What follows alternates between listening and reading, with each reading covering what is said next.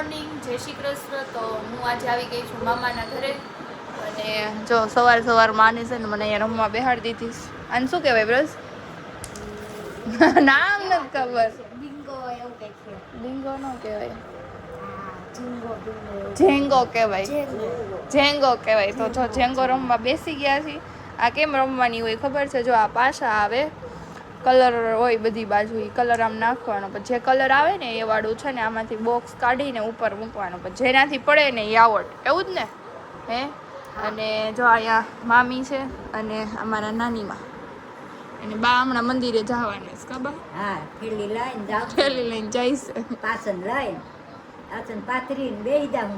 પછી સત્સંગ કરશો. શું પછી કરશો? સત્સંગ કરી. હવે પરસોત્તમ મહિનો ગીતા.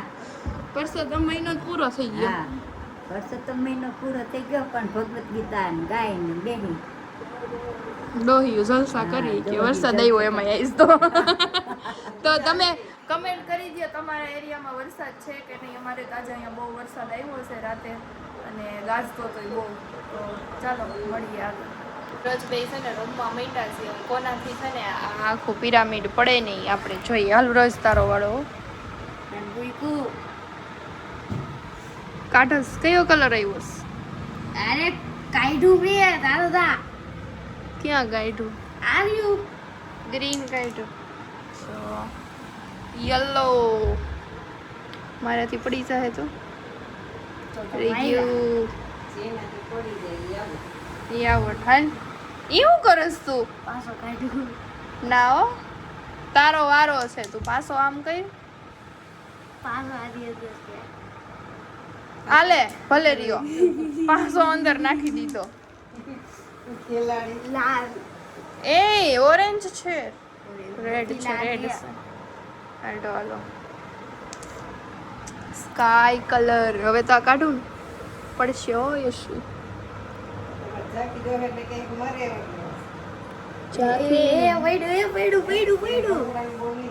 સાખીને રમકડાનું સરસ સ્કાય કલર રે. હા એ 2 વાગે આવે. હું કઈ છો યલો ફોન પકડ હાલો.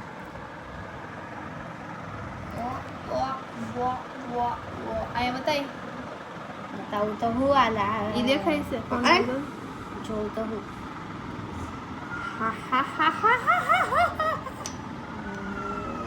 ફાઇનલી મારો વારો પૂરો.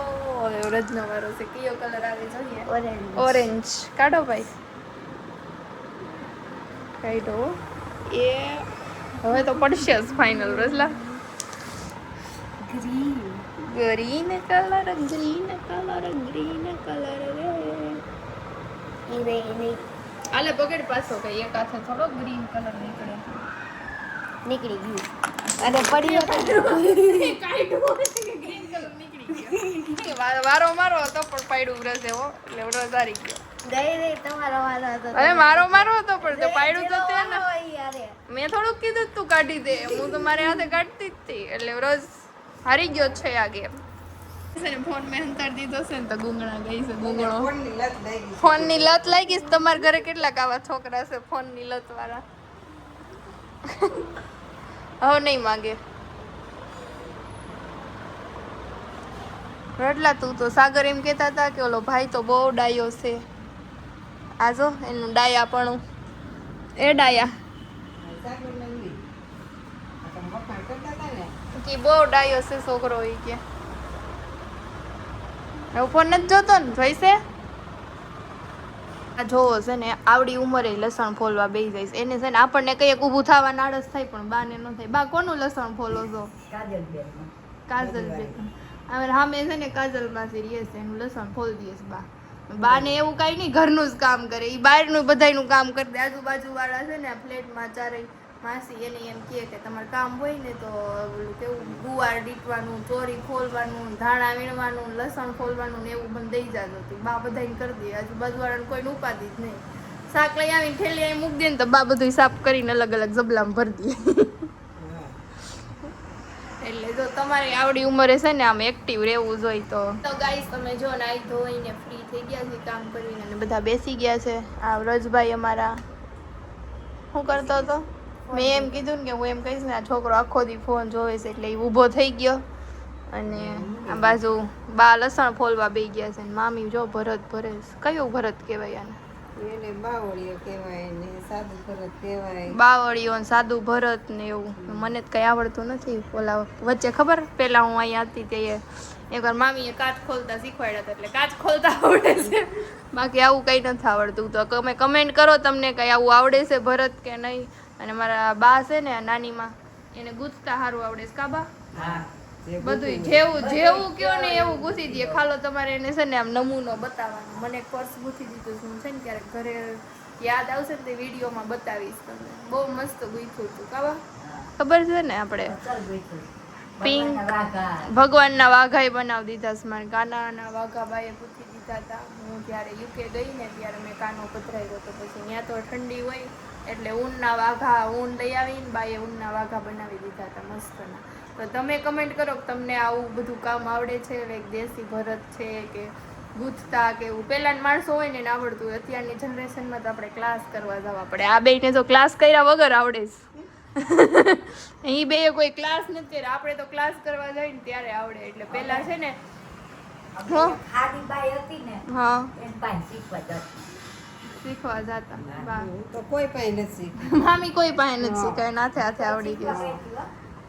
પણ એવું નહોતું પહેલાના જમાનામાં ફોન કે એવું કંઈ નહોતું ને એટલે માણસોને કંઈક એક્ટિવિટી તો કરવી. નવરા બેઠા તો કંઈ કરાય નહીં. અને એટલે એ લોકો છે ને આવું કંઈક નવીન નવીન શીખતા ને. અત્યારે તો ફોન આવી ગયા ફ્રી હોય એટલે આપણે ફોન લઈને બેસી જાય. પહેલાં તો ફોન નહોતા એટલે બધા એવું નવીન નવીન શીખતા. તો આપણે આવું કંઈક કરવું જોઈએ અને થોડું ઘણું આવડે. ભલે ને આપણે કંઈ બીજું કામ ન કરીએ પણ ઘર પૂરતું તો આવડે ને. આપણી પાસે કેવું આર્ટ કહેવાય કે આવું વસ્તુ મને આવડે. તો તમે કમેન્ટ કરી દો તમને કોને કોને આવું આવડે છે. તમારા બાને આવડે છે, મમ્મીને આવડે છે. તો ચલો જોઈએ કેટલાકને આવડે છે. મમ્મીને પૂછતા નથી. મારે કામ હતું ને તો મેં યોગી તો બાજુ આવી છે. એ બધું સાદાને સરપ્રાઈઝ આપીએ આપણે કે મને કંઈ કીધું તો ચલો મોટા ભાગે ત્યાં જોઈ કાઢું 11 તો આવી. એ જ બે દી ચાર છે તો કેમ પાછી આવી? ઈ તો હું આ બાજુ આવી હતી ને તમે તમને મળતી જાવ એમ.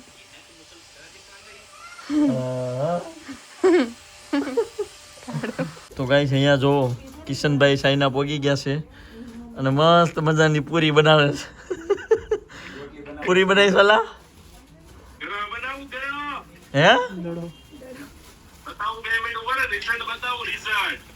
ગ્રહ બનાવું ગ્રહ. એ તો જીઆર કરી દેજો જાતી હોય ને તો. હા આ ભારતનો નકશો જેવું કેમ લાગે? પણ સારું કેવા આ બધું મળી ગયું છે તમને. હો ભાઈ વ્લોગ આવશે કે નહીં આવે તમારો?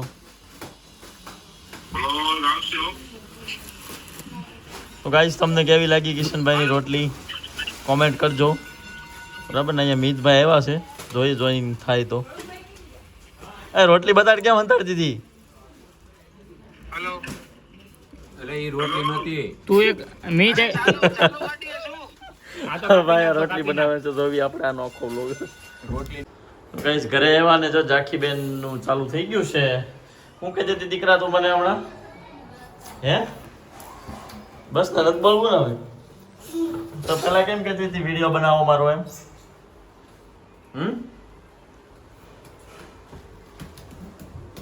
હું તારી પહેલા આવી છું.